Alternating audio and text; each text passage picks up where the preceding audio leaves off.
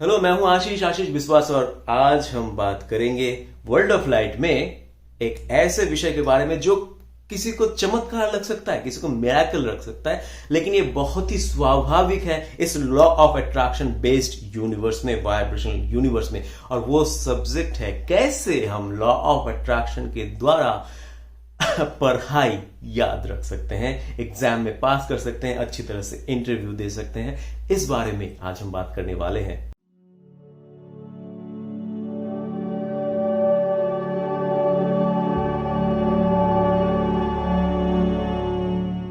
Basic जो foundation है वो यूनिवर्स का, वो है वाइब्रेशन।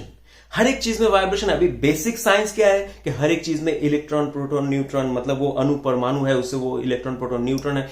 ये जो छोटा छोटा जो प्रोटॉन है, इलेक्ट्रॉन है, ये चलता रहता है, ये गति में रहता है, ये वाइब्रेट होता रहता है। तो हर एक चीज में ये तो है ना, ये हम लोग को पता है। तो हर एक चीज में ये गति है, ये वाइब्रेशन है। कुछ भी जब चलता है, गति में रहता है, तो उसमें से वाइब्रेशन आता है, उसमें से फ्रीक्वेंसी आता है। तो ये जो वाइब्रेशन, ये जो फ्रीक्वेंसी है, हर एक चीज में है। आप में भी है, आपके शरीर में भी है, आपके दिमाग में भी है, और वो कलम में भी है, वो कॉपी में भी है जिसमें आप लिख रहे हैं, वो सिहाई जो जिससे आप लिख रहे हैं उसमें भी है। तो हर एक चीज में वो है।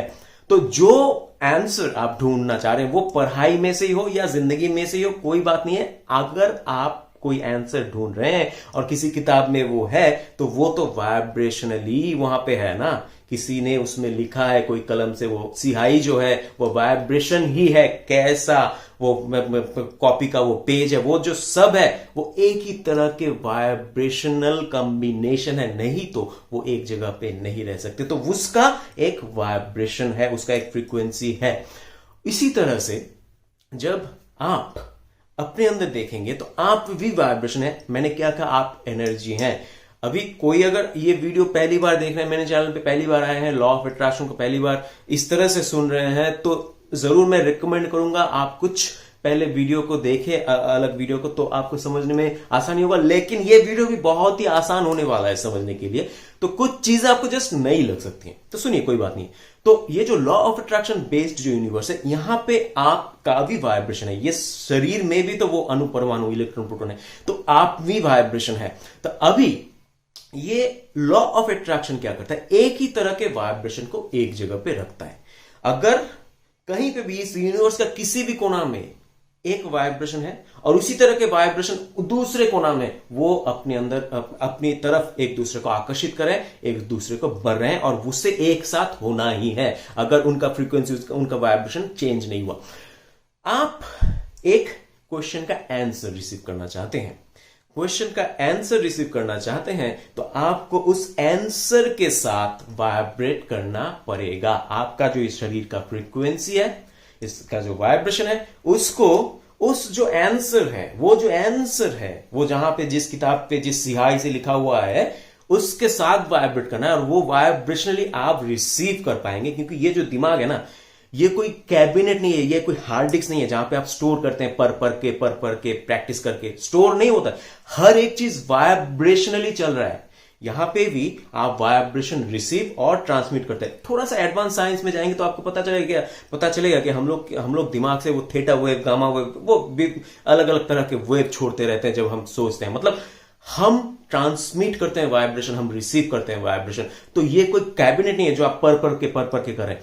आप का जो प्रैक्टिस है, आप जो पढ़ते हैं, जो आपको लगता है कि आपने याद कर लिया, वो इसीलिए होता है क्योंकि आप उस आंसर के साथ, उस वो जो एग्जाम है या फिर वो जो मतलब जो टेस्ट है, उसके साथ एक समान फ्रीक्वेंसी में है, पॉजिटिव फ्रीक्वेंसी में है, प्रेजेंस के फ्रीक्वेंसी में है। तो आगे जाने से पहले एक चीज फिर से मैं क्लियर कर दूं कि हर एक जो सब्जेक्ट इस दुनिया में है, वाइब्रेशन कभी भी सिर्फ एक पार्ट से, पॉजिटिव पार्ट से क्रिएट नहीं होता। एब्सेंस को भी चाहिए, नेगेटिव को भी चाहिए वाइब्रेशन क्रिएट करने के लिए। तो आप अगर साउंड वेव को देखेंगे तो कैसा होता है, ऐसा होता है, ऐसा होता है। मतलब ऊपर जितना होता है नीचे भी उतना होता है। जितना उसका ग्रोथ है उतना ही उसका डाउनफॉल भी है। जितना उसका पॉजिटिव है उतना ही उसका नेगेटिव है। और एक एग्जांपल, इलेक्ट्रिसिटी इलेक्ट्रिसिटी को देख लीजिए, इलेक्ट्रिसिटी में भी पॉजिटिव और नेगेटिव होता है। पॉजिटिव और नेगेटिव के बिना सर्किट कंप्लीट नहीं होता। सिर्फ पॉजिटिव रहेगा तब भी आपका बल्ब नहीं जलने वाला, नेगेटिव रहेगा तब भी आपका बल्ब नहीं जलने वाला। लेकिन जो पॉजिटिव पार्ट है वो बहुत ही ज्यादा वाइब्रेट हो रहा है, टच करेंगे करंट लगेगा, लेकिन नेगेटिव पार्ट में टच करेंगे तो कुछ फील ही नहीं होगा, लेकिन एक ही सर्किट का पार्ट है। तो हर एक चीज जो है दिखने वाली या ना दिखने वाली, लेकिन यहां पे है, इस वर्ल्ड में है, वो है वाइब्रेशन, और वो वाइब्रेशन का पॉजिटिव और नेगेटिव पार्ट है। तो आप जब भी किसी विषय को लेके, आपके क्वेश्चन को आंसर को लेके ही सोच लीजिए, आप क्वेश्चन को आंसर, क्वेश्चन का जो आंसर है उसको लेके अगर अच्छा फील हो रहा है, अगर आपको लग रहा है कि आप उसे याद कर लिए हैं, या फिर आपको याद आ जाएगा, या फिर आपको जहां जब चाहिए तब वो आप ठीक आपको दिमाग में आ जाएगा, किसी भी तरीके से अगर आपको ऐसे फीलिंग्स हो रहे हैं, ऐसे अगर आपको लग रहा है, तो आप समझ लीजिए कि आप उस आंसर के साथ एक पॉजिटिव फ्रीक्वेंसी, मतलब एक ही फ्रीक्वेंसी में है। तो जब आप चाहेंगे उस आंसर को एक्सेस कर सकते हैं वाइब्रेशनली, अपने दिमाग से नहीं, वाइब्रेशनली, क्योंकि आप वैसे फ्रीक्वेंसी में है उस क्वेश्चन के साथ, उस आंसर के साथ। लेकिन उसी आंसर का एक एब्सेंस भी पार्ट है, जो या तो आप या फिर दूसरा कोई फील कर रहा है जब वो क्वेश्चन ले रहा है और वो सोच रहा है कि ये तो बहुत बड़ा है, ये तो बहुत मुश्किल है, ये तो शायद नहीं आएगा, ये तो क्या यार इतना कितना पढ़ना पड़ेगा। फ्रस्ट्रेटेड हो रहे हैं, डर लग रहा है, जलन हो रहा है, अच्छा नहीं लग रहा है, अस्वस्थी फील कर रहे हैं, डिस्कंफर्ट फील कर रहे हैं वो क्वेश्चन के बारे में। तो आप अगर कर रहे हैं तो आप, या फिर वो कर रहे हैं तो वो समझ लीजिए कि आप ऐसे फ्रीक्वेंसी में, ऐसे वाइब्रेशन में है कि आप उस क्वेश्चन के आंसर को रिसीव नहीं करने वाले, चाहे आप कितना भी पढ़ लीजिए। और इसका एग्जाम्पल आपको मिल जाएगा कि कुछ दिन होता है जब आप एक चीज को पढ़ते रहते हैं, लेकिन आपको याद नहीं होता। क्यों? क्योंकि आप फ्रस्ट्रेशन के साथ, नेगेटिव फ्रीक्वेंसी के साथ, अनवांटेड एब्सेंस, उस क्वेश्चन के एब्सेंस वाले फ्रीक्वेंसी के साथ वाइब्रेट होते रहते हैं। तो फर्क नहीं पड़ता आप कितने देर तक बैठे रहेंगे, आपको याद नहीं होने वाला। और लेकिन कई कई दिन होते हैं कि आप जस्ट बैठ लिए 5-10 मिनट और इतना बड़ा वाला क्वेश्चन आपने याद कर लिया। क्यों? क्योंकि आपको अच्छा लग रहा था पढ़ने में, आप पॉजिटिव फ्रीक्वेंसी के साथ थे, आप वो ठीक से सही से याद हो जाएगा, ऐसे उम्मीद कर रहे थे, ऐसे एक्सपेक्टेशन में थे, ऐसे प्रत्याशा में थे। तो आप किसी भी विषय के पॉजिटिव के साथ वाइब्रेट करके उसको रिसीव कर सकते हैं, क्योंकि वाइब्रेशनली हर एक चीज, हर एक आंसर, हर एक क्वेश्चन एग्जिस्ट करता है।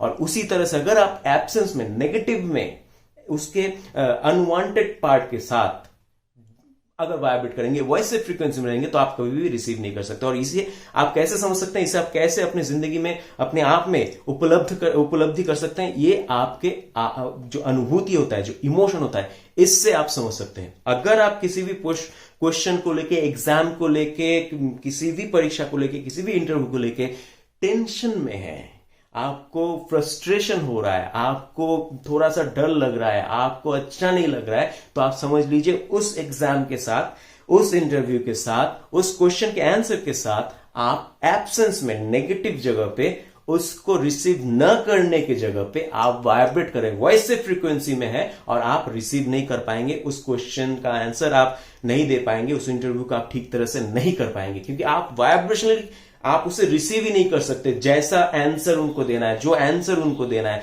जिस तरीके से उसको लिखना है, आप रिसीव ही नहीं कर सकते।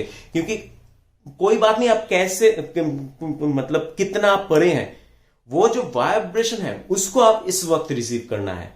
आपने उस वक्त अगर हंसी में, खुशी में पढ़ा होगा, लेकिन अभी अगर आप डर में हैं, तो खुशी का जो वाइब्रेशन है, प्रेजेंस का जो वाइब्रेशन है, पॉजिटिव का जो वाइब्रेशन है, और नेगेटिव का, एब्सेंस का जो वाइब्रेशन है, वो सेम नहीं है, आप उसको रिसीव नहीं कर सकते।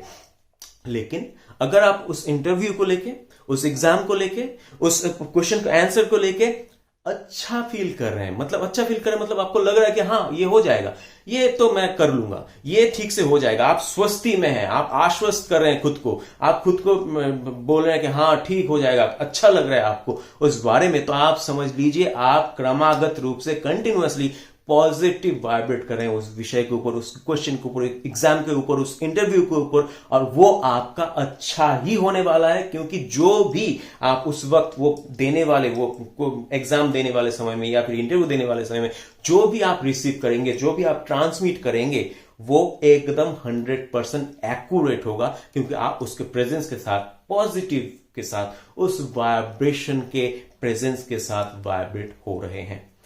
अभी बेसिक शायद आपको क्लियर हो गया, लेकिन आप ये करें कैसे? क्योंकि सिर्फ ये वीडियो देख के, मेरे बात सुन के आप नहीं कर सकते, क्योंकि लॉ ऑफ अट्रैक्शन ये नहीं करने देगा आपके नेगेटिव एब्सेंस वाले वाइब्रेशन को पॉजिटिव में इतना जल्दी एक वीडियो देख के नहीं होने वाला। तो आप क्या करेंगे? आप जो मानते हैं, प्रैक्टिस कर करके पढ़ के आपको याद रखना पड़ेगा, आपको उसी तरह से देना पड़ेगा, उसको थोड़ा सा अलग तरीके से, लॉ ऑफ अट्रैक्शन के तरीके से हम लोग यूज करेंगे। कैसे? हम आप एक विषय को लीजिए, एक किताब को लीजिए, आपने शायद पढ़ा हो या नहीं पढ़ा होगा तो बहुत अच्छा, वो आपने नहीं देखा है, नहीं सुना है, ऐसा कुछ किताब लीजिए, छोटा सा मतलब 50 या 100 ऐसा इतना सारा पत्ता, आप सिर्फ रीडिंग लीजिए, सिर्फ पढ़ लीजिए। हाँ, याद नहीं करना है, दोबारा नहीं पढ़ना, सिर्फ पढ़िए। जब पढ़िए तो कॉन्शियसली पढ़िए। हाँ, ठीक तरह से पढ़ लीजिए, 100 पत्ते पढ़ लीजिए। अभी वहां पे बैठ के थोड़ा क्वेश्चन बनाइए या फिर किसी को दीजिए उस 100 पेज में से 50 पेज में क्वेश्चन देने के लिए, और उसका आंसर दीजिए रिसीव करके, मतलब याद करके नहीं। आप ये मत सोचिए कि ये क्या पढ़ा था, ये तो याद नहीं आ रहा, ऐसा नहीं। आपको अपने इस नोइंग पे, ये जो अभी आपने वीडियो देखा, ये जो नॉलेज है, इस पे आपको विश्वास करना है, लॉ ऑफ अट्रैक्शन को विश्वास करना है। एक ही वाइब्रेशन में, एक ही साथ अगर मैं वाइब्रेट हूंगा तो वो रिसीव होगा ही, ये विश्वास करना है। और आपको सिर्फ एक्सपेक्ट करना है, वो आपको सिर्फ उम्मीद करना है, तो आपको आ जाएगा उत्तर।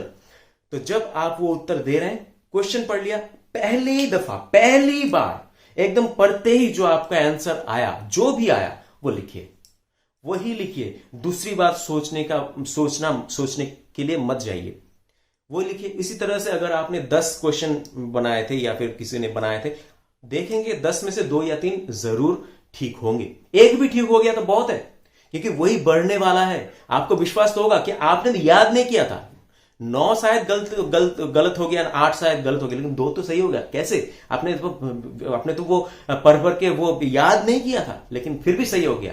तो इसी तरह से आप जितना सिर्फ पढ़ेंगे, याद नहीं करना है, सिर्फ आपको पढ़ना है, सिर्फ रीडिंग, सिर्फ एक दफा 50 या 100 पत्ते पढ़ लीजिए, और फिर उसी तरह से 10 या 15 क्वेश्चंस का आंसर दीजिए। इससे क्या होगा? आपका एक्सपेक्टेशन बिल्ड होगा, आपका उम्मीद बढ़ेगा। मतलब आप फ्रीक्वेंसी वाइज, वाइब्रेशनली उस आंसर को रिसीव करने का कॉन्फिडेंट अपने अंदर महसूस करेंगे। ये कॉन्फिडेंट कहां से आएगा? वो जो लाइफ आप मतलब उपलब्धि कर रहे हैं, जी रहे हैं, कि कोई भी चीज मैं सिर्फ रीडिंग पढ़ के भी याद कर सकता हूं, मैं सिर्फ सोचूंगा और वो मुझे आ जाएगा, मैं सिर्फ सुनूंगा वो क्वेश्चन और उसका आंसर मुझे मिल जाएगा, क्योंकि सब कुछ वाइब्रेशनली रेडी है।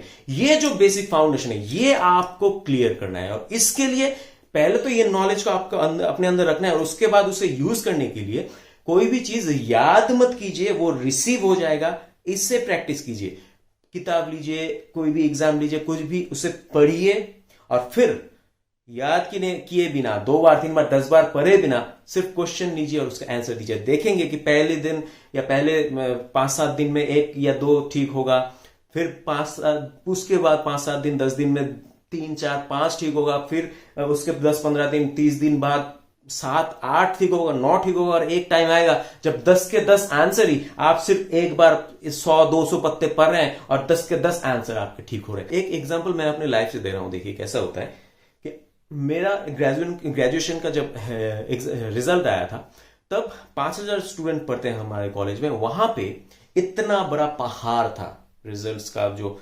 पेपर्स हैं उनका, वहां पे सब जाके ढूंढ रहे थे, इतना लंबा लाइन था। मतलब लाइन इसलिए था क्योंकि सब ढूंढ रहे थे, मिल नहीं रहा था। अभी मैं जब वहां पे गया, तब मैं जस्ट रिसीव किया 3 नंबर पेज, 30 नंबर नाम। वहां पे मैंने अपने दोस्त को बोला, ये देख तो। वो बोला, हाँ ये तेरा नाम है, तुझे कैसे पता चला? हमको तो नहीं मिला। अब मैं कैसे उसको समझाऊं कि मुझे कैसे पता चला? ये लॉ ऑफ अट्रैक्शन को समझ के मैं सिर्फ एक्सपेक्ट करता हूं कि हर एक आंसर मैंने पढ़ा हो, जाना हो, नहीं हो, कोई बात नहीं, मैं उसका आंसर रिसीव करने वाला हूं और इसी एक्सपेक्टेशन की वजह से, इसी वाइब्रेशनल फ्रीक्वेंसी की वजह से वो आंसर मुझे मिल जाता है। आप भी अपने अंदर वो जगह, वो वाइब्रेशन क्रिएट कर सकते हैं, वहां जहां पे हर एक आंसर आपके पास आएगा, आप अट्रैक्ट करेंगे, आपको दौड़ दौड़ के पढ़ने की, याद करने की कोई जरूरत नहीं है।